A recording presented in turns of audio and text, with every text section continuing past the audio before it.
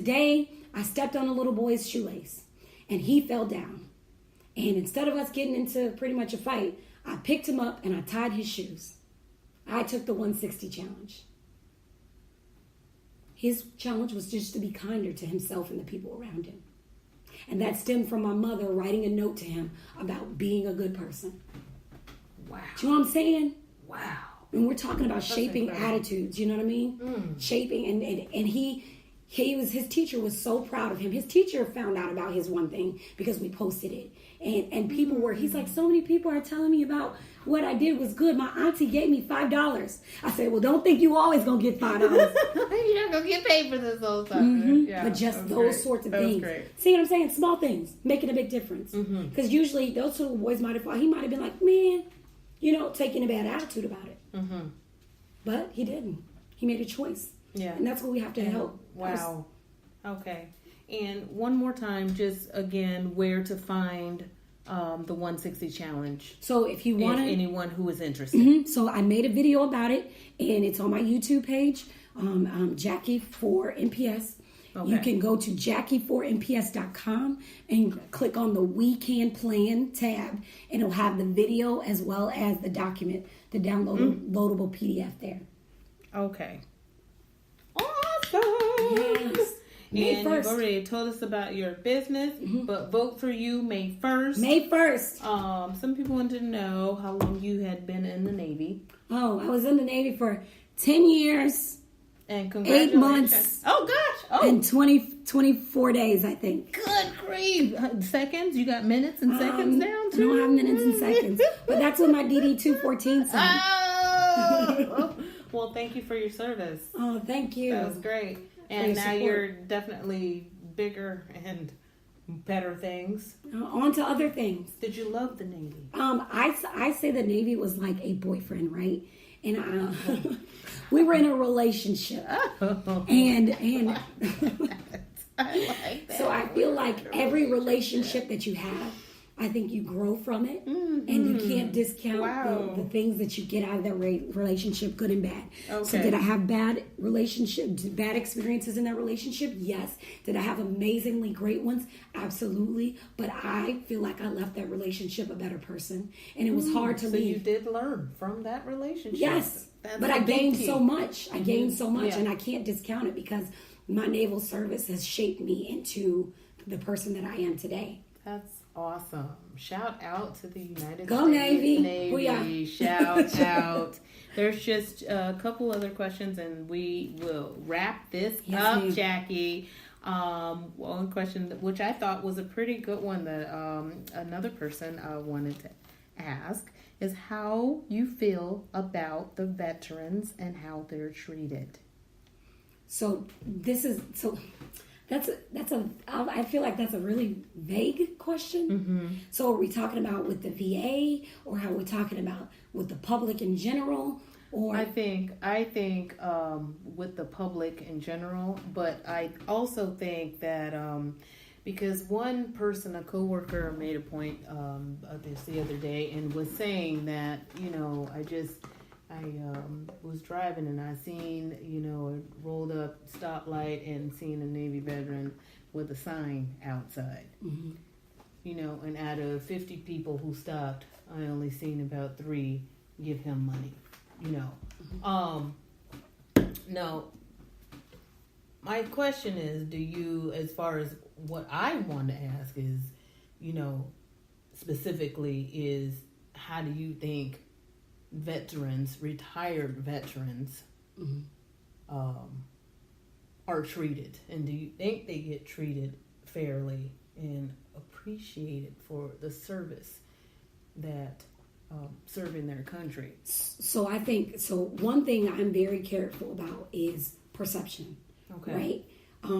Because a person is standing on the corner with a sign doesn't necessarily mean they need money.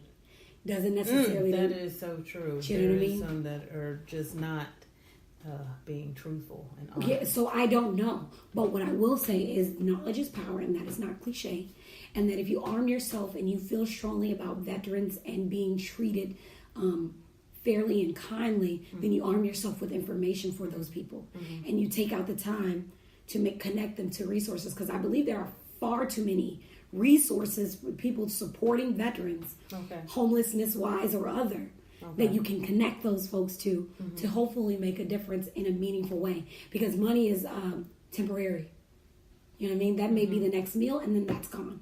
Right. So if you truly want to help, teach them how to fish sort of mentality, and you may not necessarily have the time for that, but I know that there are resources that you and I can have on hand. Maybe we go to to the DAV and get pamphlets to have in our car when we see those people. Maybe we be knowledgeable. Pass them, instead of passing them money, give them information that they can use to empower. Okay. And so when it comes, like, I just know that I go to the VA hospital for treatment and care, and I meet people who are amazing. I meet amazing people, but then I also meet people that you're not going to make them happy. Okay. They're mad. They're going to stay mad. There's no veterans that are just angry. There's no doing it right because they've been slighted. I don't know how it used to be. I do know that there were wait times and things like that, but I feel like we are headed in the right direction with supporting people in general.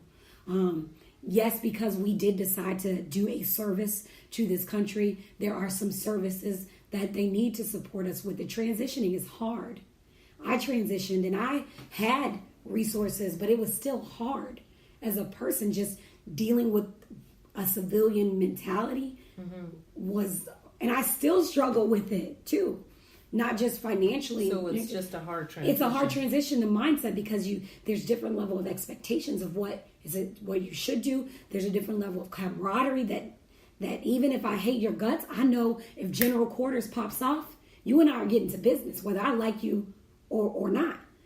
There isn't that sort of deal in the civilian sector of things necessarily. That just isn't that sort of deeply rooted connection isn't there. But I think when you talk about veterans and really helping veterans, if you want to help, then you're going to have to know the resources that are truly there to help them. And you got to be willing to do that homework to show up in a meaningful way for them. And money doesn't fix a whole big problem. Like I said, I would love to hear get an understanding of what was in the mind of that person and asking that question. Because me as a veteran, I feel like I have been treated very well, but I also know that I've had to dig for some information. But I know I have the good mind to do that, and I know not everybody is set up and equipped to do that. So veterans should support veterans, and again, part of that is wondering if some, are not able, because you said it's very hard sometimes to transition. It is.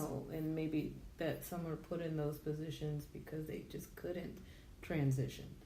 I know that back then, when they were Vietnam veterans. Oh yeah, that was a whole different beat. They got spit on. They got that was a whole nother. So that was a whole nother issue with Vietnam vets being in, and my dad was a Vietnam vet, and he was even saying that whole era was very tough, and they have a chip on their shoulder, and they're disgruntled with the VA and just all that good stuff. Yes, absolutely. And even to this day, they're still like, we weren't treated fairly. Yep. We still didn't get what we should have.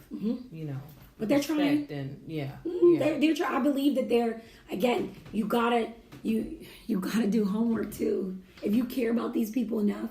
So like I care. I was like, man, I don't want any homeless veteran women worrying about whether or not they're going to buy pads. So I found organizations that are doing that. They hand out pads to women that are out there on the streets. I know of shelters that'll take a woman in.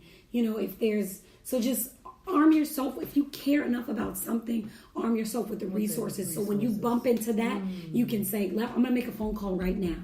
Or here's who you need. Let me put you in touch with this person. Because you cannot do everything for everyone. And I'm learning that because I'm an empath and I want to help people. I want to see them be and do and have their best. So arming people with the knowledge is the first step, and allowing them to choose to take the action or not is important. Because if they're not willing to make that choice, then you know that you need to walk to the next person that is and support and continue supporting. Awesome. That's awesome. It's my move. So yeah. So for anybody who runs into that situation, now you've definitely made that clear. Is arm yourself with the resources. Get the information, so that way you can give them that when you want to give $1, give a pamphlet, and let them know what's going on. Yeah, and where they can go. Yeah, it's, like I said, money doesn't fix everything. Go, what they can do, even if it's a place where they can pick up a meal consistently. Okay. So I know that there are churches that have food banks. So are you around this area? This church does a breakfast for people this Wednesday at this time. You can always go there and make sure you get a meal every Wednesday. You know what I mean? Nice. Or do you know what I'm saying? Those sorts of things. So there's just too many resources out there. Untapped. Right. And not know. We just don't know. We just don't know. Right.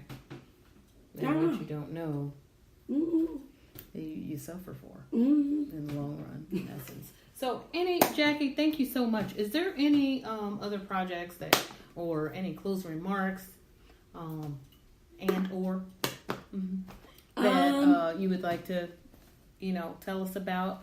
And I hope that you can join me again next week. Jackie plans on being here with me, you guys, again next week. Yes. We are going to do another live feed. We're going to do it on April 3rd at 12 noon. We will be going live again. On your lunch break. Pick us up. Yes, please do. Hear some. I hope she's going to have some more information and stories to tell us about these kids, man. About these kids and the projects that more projects that she may be working on, and new stuff that she can tell us. We're going to dig. We're going to dig and talk with Jackie. Thank you guys so much for listening. Jackie, would you like to say anything else to our listeners? Thank you. Thank you, Tomorrow's Show, for having me. Yes, of course. I value it. Get engaged. Stay engaged, y'all. Hey, this is prime time. Our kids are getting active. Yes. We got to get active. Yes. Let's take and this is the first step. This can be a first step for whoever's listening. Pick your poison. Get involved in a commission. Do something. Yes. So see you guys next week live. Please join us. Until next time, you guys. Good night.